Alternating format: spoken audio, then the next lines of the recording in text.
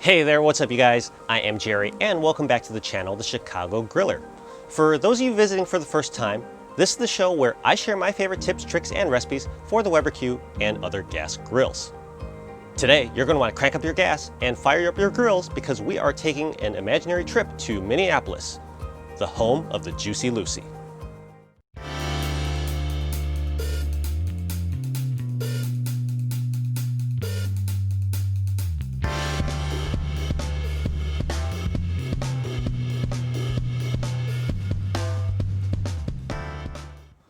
What's a Juicy Lucy, you say? Well, from the opening scene, you probably guessed that it's a stuffed cheeseburger. And you're right. Now, supposedly, it was invented by one or two bars in South Minneapolis, and supposedly got its name when a customer bit into a burger and said, "Ooh, now that is a Juicy Lucy." So let's head into the kitchen and let's show you how it's done and see what all the fuss is about. On my cutting board today, I have 1 pound of ground beef. I purchased this ground beef from Whole Foods. If you look closely at the packaging, you'll see that this is 90-10 ground beef. So it's leaner than the beef that I normally use for burgers, and I'll explain why in a little bit. Before I dive deeper into the recipe, can I just say how sweet is this Chicago Griller cutting board? I got this as a gift for my birthday a few weeks ago. Anyways, back to our Juicy Lucy. There's an easy way and there's a hard way to form our patties. The easy way is to use a Cuisinart burger press. Now, before I get back to the burger press, I have divided the ground beef into 3 roughly equal portions. First, you're going to take half of one of these burger portions and place it in the bottom half of your burger press. Now, separate the 2 sections of the top half of your burger press to reveal the stuffed burger press portion. Press down, and when you lift up, you'll see that the burger press has formed a nice cavity for your stuffed burgers.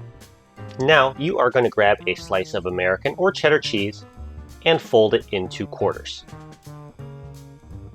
Then take the cheese and place it into the cavity formed by your burger press. Now put your burger press lid back together, grab the other half portion of meat, place in the press, and press down. And now to remove the patty, flip it over, and you'll see you have formed a perfectly shaped stuffed burger Juicy Lucy patty. If you don't have this burger press, no worries. You could do this the hard way. Again, you're going to take a portion of your beef, divide it into 2, and take that half portion and just smash it directly on your cutting board or plate. Smash it very thin into a larger patty than you are looking for. There's a reason for this, and I'll get to that. With the bottom half formed, we're going to take our cheese and once again fold it into quarters. Now go ahead and place that cheese directly in the center of that smashed patty. Then grab the other half of your meat, smash that into a very thin patty as well. Carefully lift that patty up from your cutting board or plate and place it on top of the bottom half. And now with your fingers, gently knead the 2 patties together into one big mega stuffed Juicy Lucy patty. Now, if I do say so myself, this is actually a pretty good hand-formed Juicy Lucy patty. And now that all my patties are formed, we are ready to oil and season. First up, I'm going to grab some avocado oil and pour a little bit on top of each patty. Then, of course, with my clean hands, I'm going to gently rub the oil onto the surface of each patty.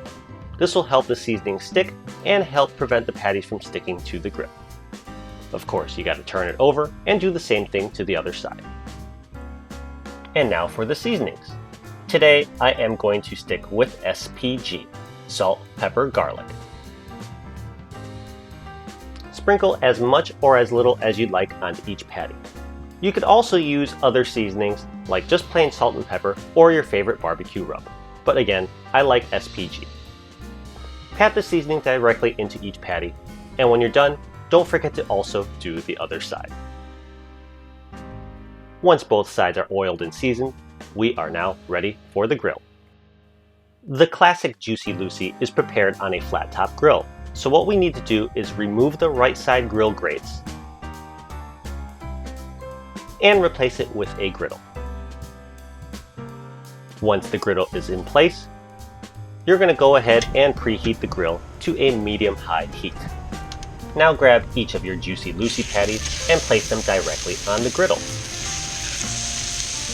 We just cook these like regular burgers at this point, so it's going to take about 4 to 5 minutes per side.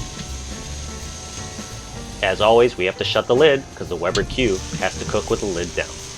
Now after 4 minutes, I am going to give my burger patties a flip, and as you can see, because I used a griddle, there's a nice crust layer formed on top of each patty. And you can see some of the cheese is starting to leak out of that last patty. Anyways, I'm going to shut the lid and cook this for the final 4 to 5 minutes. With about a minute left in my cook time, I'm going to go ahead and toast up some brioche buns. And as you can see, the cheese is starting to burst out of these patties. Do you understand why these are called Juicy Lucy's now? Anyways, after 8 to 10 minutes of cook time, depending on the thickness of your patties and your preferred level of doneness, we're going to pull these off the grill. Now, remember from earlier where I said I used 90-10 ground beef for these Juicy Lucy patties? Well, the reason is there's nowhere for the grease to run on a griddle, so to reduce the splatter, I used leaner beef. Now here we are back inside with our Juicy Lucy in between our 2 brioche buns. At this point, you could add whatever toppings and condiments you like, but I'm going to skip that step and just cut into this burger so you could see what the melted cheese looks like on the inside. And the moment for the big reveal. Check that out. That cheese is soft and oozing and delicious. Now, I was so excited to cut into, show you, and eat this burger that I didn't take any still photos of it plated up. So I'll just show you an overhead view of me cutting into this burger. So here's that replay from up top. And again, you can see that cheese oozing out. Now you may remember, I only used 1 slice of cheese in here, so if you want it even juicier, add more cheese. Anyways, I'm going to go wolf this down, then join you back outside for the recap. Ooh, that is a Juicy Lucy. Oh yeah, you betcha. Okay, so terrible Minnesota accents aside, that is how you can grill up a Juicy Lucy on a Weber Q or any other gas grill equipped with a griddle. Let me know in the comment section down below if you've ever had a Juicy Lucy or if you plan on making your own stuffed burgers with other kinds of toppings or cheeses. Thank you very much as always for watching me today. If you enjoyed the program, definitely hit the like button, comment, or subscribe. And as always, if you have the time, stick around and check out some of the other videos on my channel. Thanks again for watching me today. I can't wait to see you all again next time. Bye now.